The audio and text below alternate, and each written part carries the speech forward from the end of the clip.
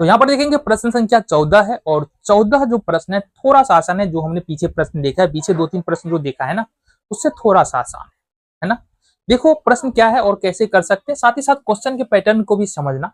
इस तरह के प्रश्न में तुम्हारा एक 3 घात 4 घात या 5 घात वाला एक बहुपद दिया है, और साथ ही साथ एक हमारा 2 घात वाला बहुपद दिया है। अब कहा यह जा रहा है जो बड़े घात वाला बहुपद है वो छोटे घात वाले बहुपद से पूर्णतः विभाज्य है, ये हमको साबित करना है। ठीक है, कैसे साबित कर सकते हैं और जरा बात करें। सबसे पहले तो अपन लिख लेते हैं ना, क्या लिख लेते हैं, देखो जरा, माना कि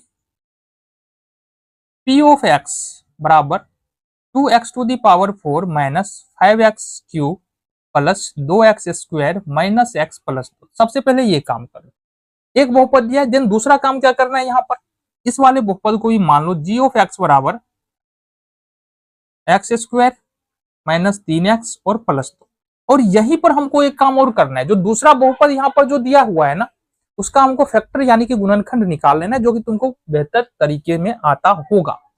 तो इसका अगर गुणनखंड निकाले, x square minus 2x minus x और प्लस में 2 हो जाएगा, x कॉमन x माइनस 2 होगा, और यहां से माइनस 1 कॉमन x माइनस 2 हो जाएगा, x माइनस 2 और ये होगा x माइनस का 1। क्लियर है। तो जी ऑफ एक्स या तो लिखो जी ऑफ एक्स बराबर ये, या ये लिखो, दोनों एक ही बात है, क्योंकि इसको गुना करोगे तो आना फिर यही है।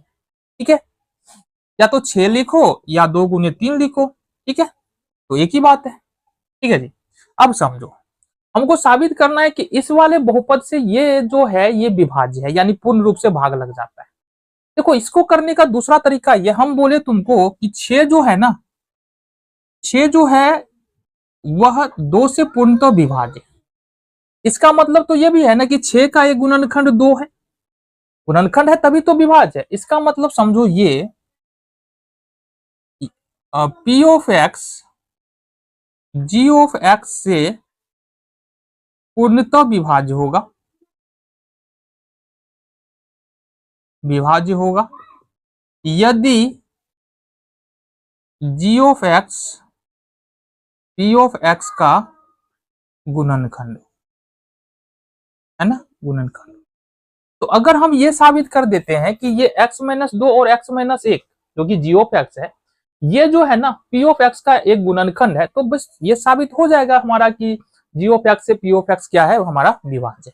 और ये साबित करने के लिए हमको क्या साबित करना पड़ेगा, गुणनखंड प्रमेय का प्रयोग करेंगे, और हमको दिखाना पड़ेगा कि x गुणक जी ऑफ एक्स क्या है, हमारा जी ऑफ एक्स बराबर है x माइनस 2 और x माइनस 1। तो यहाँ पर अगर हम निकाले इसका शून्यक, तो x बराबर यहाँ पर 2 निकलेगा और x बराबर 1 निकलेगा।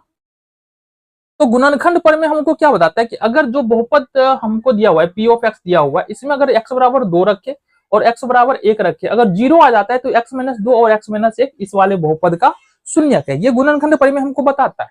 तो बस हमको अब यही करना है कि x बराबर 2 और x बराबर 1 रखना है, 0 आ गया तो गुणनखंड है, तो यहाँ पर लिखते हैं गुणनखंड प्रमेय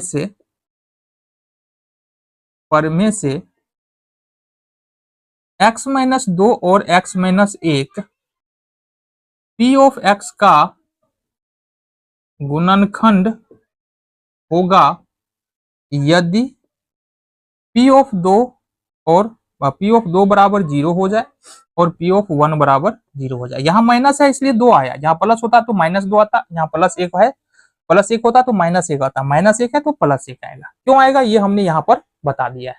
ठीक है, चलो अब हमारे पास पी ऑफ एक्स क्या है, दिया गया बहुपद पी ऑफ एक्स है हमारे पास 2x to the power 4 minus 5x cube plus 2x square minus x और प्लस में 2। अब अगर पी ऑफ 2 करे तो क्या आएगा हमारे पास, 2 into 2 to the power 4 minus 5 into 2 to the power 3 plus 2 into 2 to the power 2 minus 2 और प्लस में 2। 2 से 2 खत्म, 2 पर पावर 4 का मतलब 16, 16 दूना ये हो जाएगा 32, 2 पर पावर 3 का मतलब 8, 8 पंचे ये हो जाएगा 40, 2 दूना 4 और 4 दूना हो जाएगा प्लस में 8, तो ये होगा 32 और 8 हो जाएगा 40, 40 में से अगर हम 40 घटाएंगे तो ये तो 0 ही होना है, मतलब पी ऑफ 2 0 आ रहा है। इसका मतलब x माइनस 2 तो गुणनखंड है किसका, इसका। अब अगर दूसरा वाला भी हमारा साबित हो जाए कि गुणनखंड है तो हमारा काम बन जाएगा। देखो जरा, तो क्या करें, पी ऑफ एक्स बराबर तथा लिखते हैं, पी ऑफ एक्स बराबर फिर से हमारे पास सेम रहने वाला है 2x to the power 4 minus 5x cube plus 2x square minus x और प्लस 2। और साथ ही साथ यहां पर देखना जरा, यहां पर क्या निकालना है हमको, पी ऑफ 1। तो 2 into 1 to the power 4 minus 5 into 1 to the power 3 plus 2 into 1 to the power 2 minus 1 और प्लस 2, ये 2 हो जाएगा। अब 1 का कोई मतलब ही नहीं, समझो 5 कर लो, 5 एकम 5, 2 एकम 2 माइनस 1 प्लस 2, समझो बात। 5 और 1 कितना होगा, माइनस का 6, 2 2 4 2 6 प्लस का 6 कितना आ रहा है 0। तो यहां पर कहने का मतलब ये है, कहने का मतलब ये है कि